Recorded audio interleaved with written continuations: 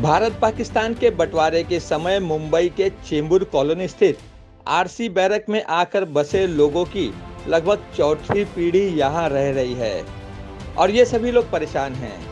Chembur camp RC barrack के लगभग 5000 लोग की सिर्फ एक परेशानी नहीं है, यह लोग यहां बारिश में बने बड़े बड़े खड्डों से परेशान हैं और बीएमसी प्रशासन से इन खड्डों की मरम्मत करने का रिक्वेस्ट कर रहे हैं। इनकी दूसरी और सबसे बड़ी समस्या यह है कि इनके आज़ादी के समय वाले बैरक्स अब एसआरए में तब्दील होने जा रहे हैं, जिससे अब ये एसआरए के तहत ही डेवलप किए जाएंगे। अर्थात अब यह बैरक नहीं बल्कि झोपड़पट्टी इलाकों में तब्दील हो चुके हैं। इसलिए यहाँ के लोगों ने चेंबूर बैरक्स बचाव समिति का गठन कर उसके माध्यम से प्रशासन से पत्र व्यवहार शुरू किया है। वक्त पड़ने पर इन लोगों ने अनशन पर भी बैठने की तैयारी कर रखी है। आइए चलते हैं, जानते हैं इन्हीं से कि इनकी क्या क्या समस्याएं हैं। समिति चेंबूर बैरक बचाओ समिति हमने बनाई है, उससे हमारे बहुत लोग इधर के लोग जुड़े हैं और हमारे मेंबरशिप आगे होने वाला है पूरा। और रोड के बारे में भी हमारा एक आवेदन आज हम लोग ने बीएमसी में भी दिया है, उन्होंने भी टाइम मांगा है, लेकिन बीएमसी एक दूसरे पे धकेल रही है। ये सीवरेज लाइन जिन्होंने डाला हुआ है, डे 1 से मेरा कंप्लेन है कि ये सीवरेज लाइन गलत है।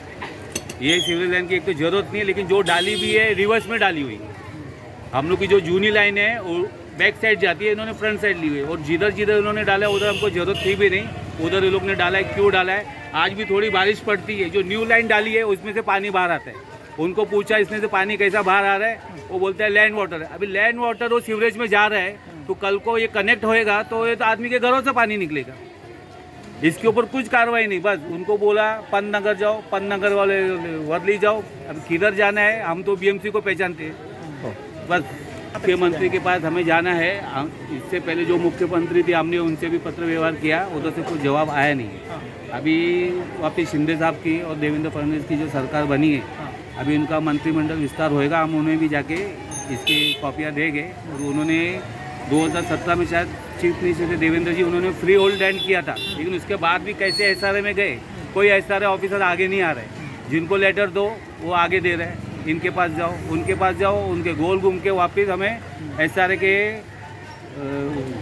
क्या ऑफिसर के नाम हजारे साहब के पास वापस उधर ही पहुंच गए हम उधर।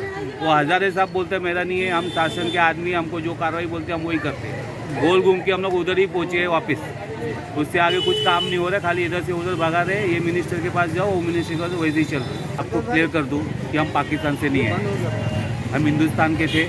हिंदुस्तान का बंटवारा हुआ तब हम सिंध प्रांत में थे, हम सिंध प्रांत से महाराष्ट्र में आए हैं इधर। पाकिस्तान से नहीं है, पाकिस्तान बाद में बना है। जब हम पाकिस्तान से मतलब सिंध प्रांत से हम आए इधर महाराष्ट्र में, तो ये लैंड हमें हमारे पूर्वजों को प्रेसिडेंट ऑफ इंडिया ने दिया था कि भाई आप उधर से आए, पुनर्निवास करके हमको इधर जगह दी। और बाद में हमसे इनका पैसा भी लिया गया, लेकिन आज 4 पीढ़ी हो गई, हमने अपने घर पे वैसे ही रहे। उल्टा हमने उनकी जगह की रखवाली की और आज हमको एसआरए में डाल दिया।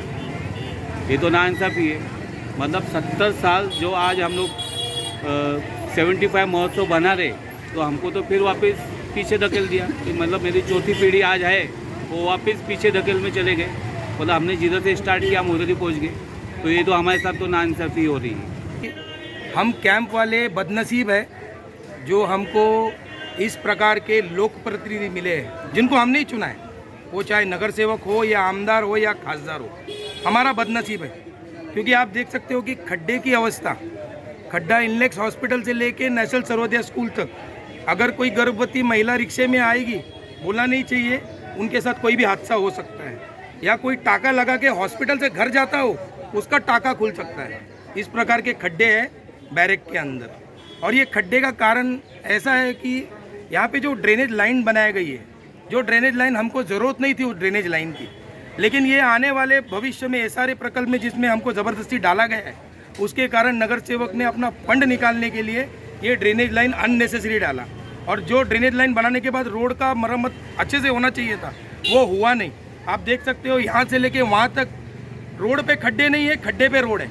मैं ये बोलना चाहता हूँ। और दूसरी बात ये है कि हमारे इस barrack, Chembur barrack, RC barrack हो या ओल्ड बैरक हो, ये ऐसा बैरक है जो इंडिया और पाकिस्तान की जब पार्टीशन हुई थी, जब पाकिस्तान से जो लोग आए थे, हमारे सिंधी भाई और पंजाबी भाई, ये जो लोग आए थे, इनको ये ज़मीन दी गई थी और कोई फुकट नहीं दी थी इनको कॉम्पनसेशन लैंड करके दिया था, जिसका इजी इंस्टॉलमेंट इनके पूर्वजों ने भरा है।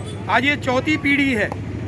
आज इस बैरक में जो घर खरीदता है, जो घर बेचता है, गवर्नमेंट को स्टैम्प ड्यूटी और रजिस्ट्रेशन का पेमेंट करता है। कोई झोपड़पट्टी वाला रजिस्ट्रेशन का पेमेंट करता नहीं है। उसके अलावा हमारे पास सनद की कॉपी है, असेसमेंट टैक्स भरते हैं, बल्कि भरपूर कुछ भरते हैं। फिर भी हमारे तौर से चुने हुए नगर सेवक, आमदार और खासदार ने हमको अंधेरे में रखकर इसको बिल्डर के फायदे के लिए एसआरए में कर दिया है, जिसका हम निषेध करते हैं। न्यूज़ के द्वारा हम उनको अल्टीमेटम देना चाहते हैं कि अगर भविष्य में ये एसआरए का अगर प्रकल्प यहाँ से नहीं हटा तो हम बैरकवासी सब जितने भी लोग प्रतिनिधि चुन के गए उनके घर के बाहर धरना देंगे।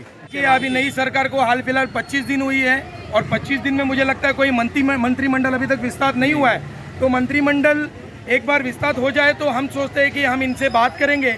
लेकिन और एक चीज़ बोलना चाहता हूँ साहब, जिस तरह का बैरक रेफ्यूजी को दिया गया था, उसी तरह एमएस बिल्डिंग भी रेफ्यूजी को दिया गया था। तो रेफ्यूजी का दोनों भी लैंड है, एमएस बिल्डिंग भी और बैरक भी। तो हमारे साथ अन्याय क्यों? उनको एसआरए से बाहर निकाल दिया और हमको एसआरए में लटका के रखा है। इसमें क्या है मुझे समझ में नहीं आ रहा है। ये कोई बिल्डर का चाल है या कोई नेताओं का चाल है या किसका चाल है, हमको पता नहीं साहब। आगे क्या आपकी योजना? सभी देखिए, हम बोलते हैं ना कि हम आखिरी सांस तक भूख हड़ताल करेंगे और धरना करेंगे और ज़रूरत पड़ने पे अगर कुछ अपने आप को करके लेना हो वो भी करेंगे। हम गट्टा देख रहे हैं आप, ये है पेपर का गट्टा। हम ऐसे कौन से विभाग को जाकर मिले नहीं है और हम ऐसे कौन से विभाग से बात नहीं किया है, ऐसा नहीं हो सकता। क्योंकि इसके अंदर पूरा डिपार्टमेंट के साथ में डिस्पैच, उनके रिप्लाई। लेकिन एक ही चीज़ है, जिनके भी पास जाता है वो हाथ ऊपर करता है, क्योंकि कोई इसकी जिम्मेदारी अपने कंधे पे लेने की ज़रूरत नहीं लेता है। आप कलेक्टर के पास जाओ, बोलता है झोपड़पट्टी में जाओ, बीएमसी में जाओ, बोलता है झोपड़पट्टी पुनर्वासन में जाओ, विकास मंत्री बोलता है झोपड़पट्टी पुनर्वासन में जाओ, हाउसिंग मिनिस्टर बोलता है झोपड़पट्टी पुनर्वासन में जाओ। सिर्फ एक दूसरे को ढकलते हैं हम लोगों को। हम बैरक वाले एक बॉल की तरह है, कोई वो कोर्ट से वो कोर्ट में ढकलता है, वो कोर्ट से ये कोर्ट में ढकल रहा है। मैं बोलता हूँ इसका पूरा जिम्मेदार है हमने चुने हुए आमदार, खासदार और नगर सेवक। इनके देखो 10 साल हो गया है, ये 2015 में गया है एसआरए में, चुन के उनको 10 साल हो गया है। वही नगर सेवक बार बार चुने आ रहा है, वही आमदार बार बार चुन के आ रहा है, वही खासदार बार बार चुन के आ रहा है। क्या उनको पता नहीं कि हम एसआरए में चले गए? तो ये हमारे साथ अन्याय हुआ है साहब। इसके लिए तो 100% मुंबई महानगर पालिका को हम बोल सकते हैं, क्योंकि महानगर पालिका जो है हम जैसे बैरक वासियों से टैक्स ली जाती है, सीवरेज, रोड, कचरा, ऐसे बहुत सारे टैक्स हम भरते। तो अगर रोड के खड्डे हैं तो बीएमसी ने इसको दुरुस्त करना चाहिए। Society, potholes have been an emerging issue altogether. So कभी कोई बीमार है, कभी कोई प्रेग्नेंट लेडीज़ है, ओल्ड एज पीपल है जिनके पीठ में दर्द है, पैरों में दर्द है, लोग गिर रहे हैं, पड़ रहे हैं, and no one is even bothered about it. You come over here for getting your votes. Section 143, 144, the ward 143 and 144 are the primary wards of your area. Only for election you come in over here and not taking care of the people is not at all right. It's a humble request to please come in over here, take care of the potholes as such. Thank you. काय माहिती आहे का, आता हे खड्डे इतके भरपूर आहेत की साधे रिक्षावाले ह्या साईडला यायला मागत नाहीत आणि आम्हाला बाहेर जायचं म्हणलं किंवा रिक्षा जरी बसलं ते हाडे सगळं तुटून जातात. ते त्या बिघडतात. 1 ते 2 मुलांचे त्यांच्या हातांना सुद्धा लागलेले आणि रिक्षावाले पहिलेच म्हणतात आम्ही काय करणार, त्यामुळे ते पण घाबरतात. ते आता ह्या महिला ज्या 60-65 वर्षाच्या आहेत, कोण आजारी पडलं तर त्यांना कसं बाहेर न्यायचं हा सुद्धा प्रॉब्लेम आहे. कारण रिक्षाच एवढा स्लो चालतोय तर त्या मोठ्या गाड्या काय चालणार, त्यामुळे मोठ्या गाड्या पण आतमध्ये येत नाहीत. आणि आता गणपतीचं आमचं आगमन होणार आहे, आमचे गणपती बाप्पा येणार आहे. आता त्यांना सुद्धा आणायचं म्हटलं ते खूप आम्हाला समस्या आहे. हां, आणि ॲक्सिडेंट बाईकवाल्यांचे पण भरपूर ॲक्सिडेंटची इथं समस्या आहे. तर जरा एक खड्डे बुजवायचं कसं ते बघा, जरा खड्डे बुजले गेले पाहिजे. कमीत कमी सणाला तरी आम्हाला सुखरूप बाहेर निघता आलं पाहिजे आणि आमचं सण चांगला साजरा झाला पाहिजे. से बड़े हुए इधर, लेकिन ऐसा पोल्यूशन कभी नहीं देखा और कोई कुछ करने वाला नहीं है इधर। क्या मांग है? बचपन से आया अभी ऐसी जो हालत हुई है वो पहले कभी ऐसा नहीं हुआ जो अभी हुआ है। क्या मांग करेंगे प्रशासन? जल्द से जल्द बन जाए रोड। 70 साल से मैं चेंबूर में रह रहा हूँ, लेकिन ऐसी गंदी हालत कभी ज़िंदगी में नहीं देखी। म्यूनसिपाल्टी वाले साले चोर है, चोर, ऐसा ही लगता है। ये साल जितना बेकार काम किया है, खाली दिखावा है बस, और कुछ भी नहीं है।